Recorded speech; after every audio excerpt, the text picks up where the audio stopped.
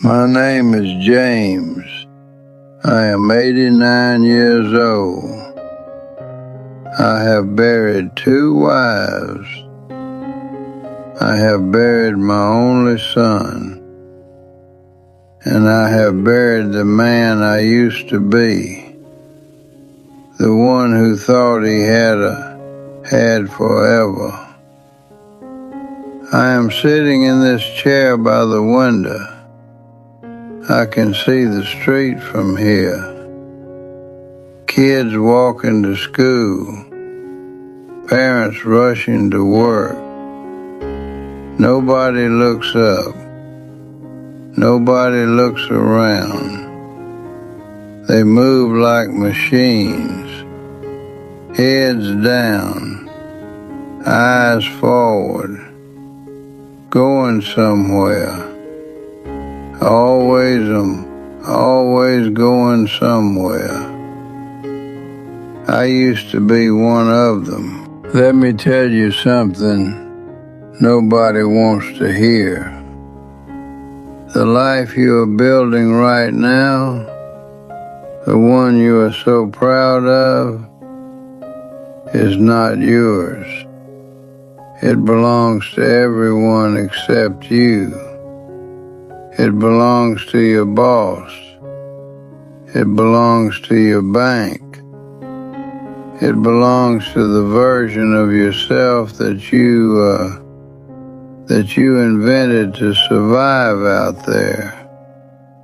And one day, one quiet, ordinary day, you are going to wake up and realize you handed your life away in small pieces and never noticed it happening.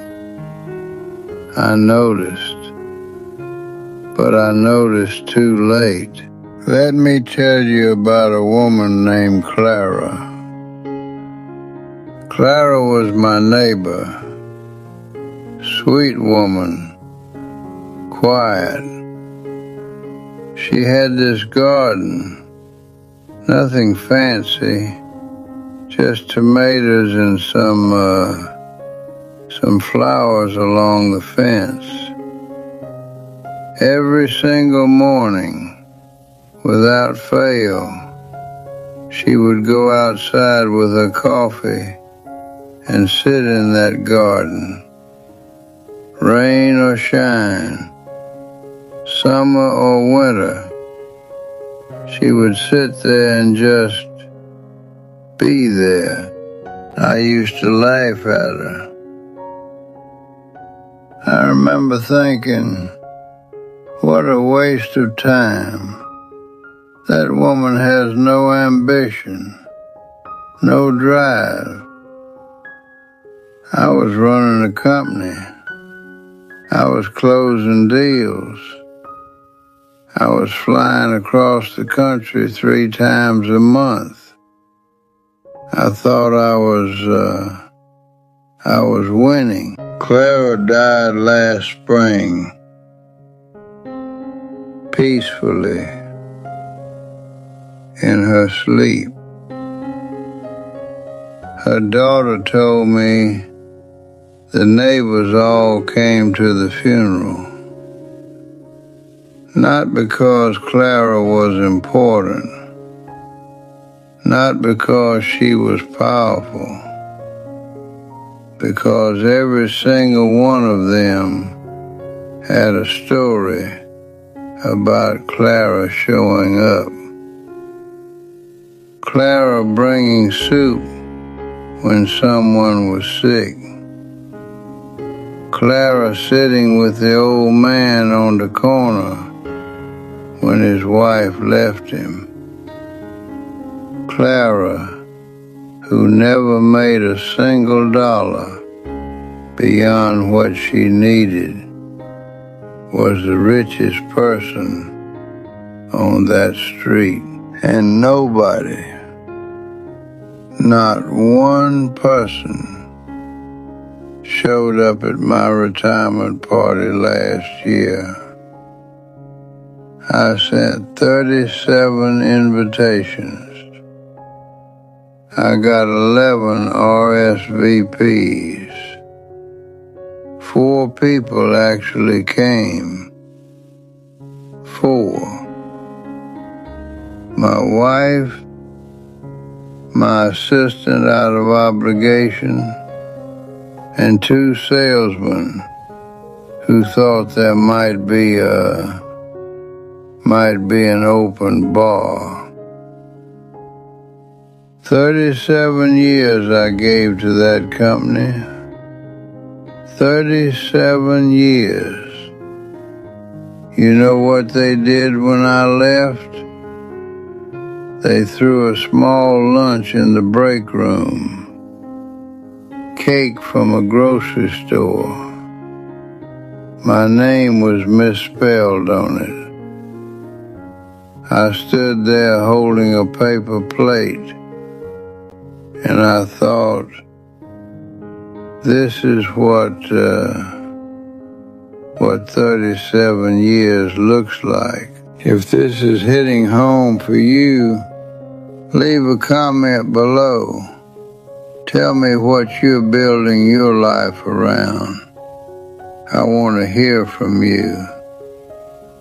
Let me tell you about the money, because I know you think the money is the point. I thought the money was the point. I spent the best years of my life chasing numbers on a screen. I missed birthdays. I missed holidays. I missed the slow, quiet years when my son was growing up and turning into a man right in front of me.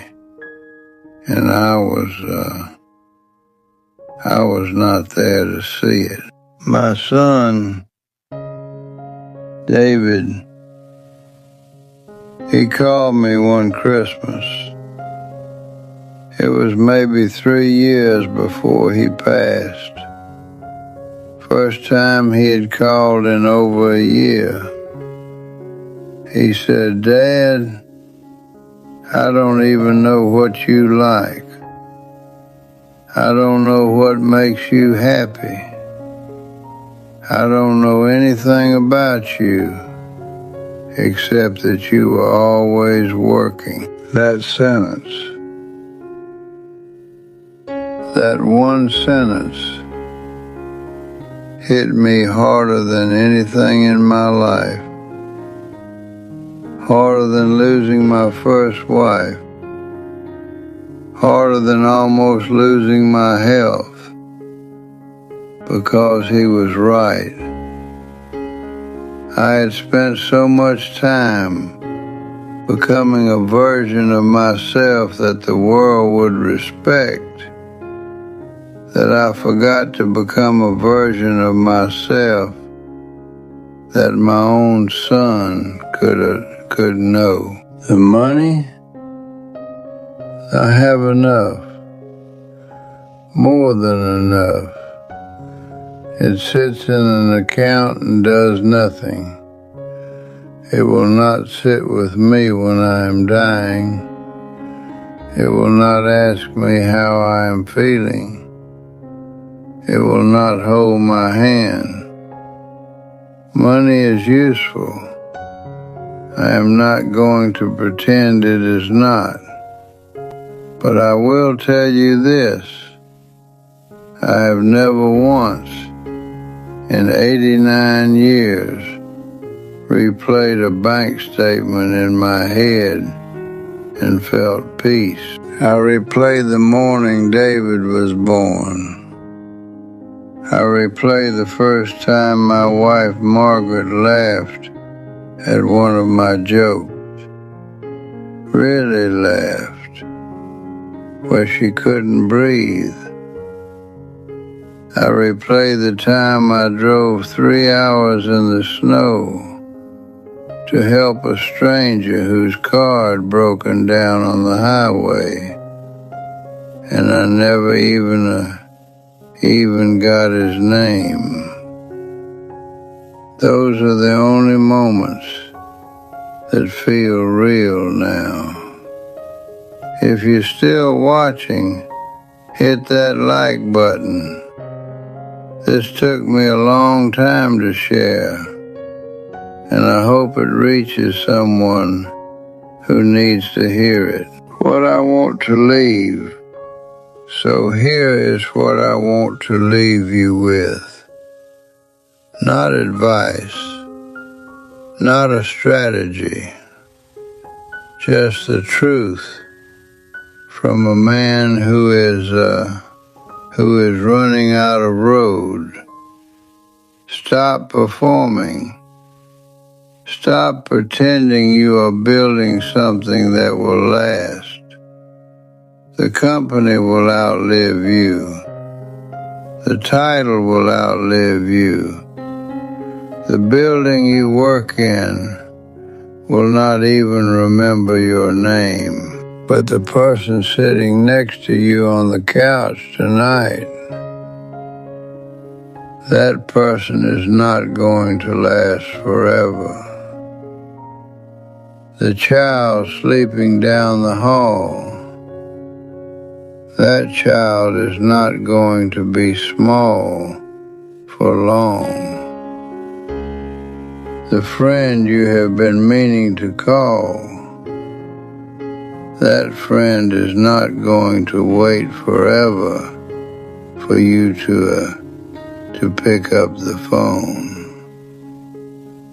Time does not announce itself. It does not send you a warning. It just leaves quietly, the way a guest slips out of a party without saying goodbye. I am 89 years old. I have money in the bank and almost nothing in my chest. Do not end up like me. Do not collect the things. Collect the moments. Hold them close. And for God's sake, call your son.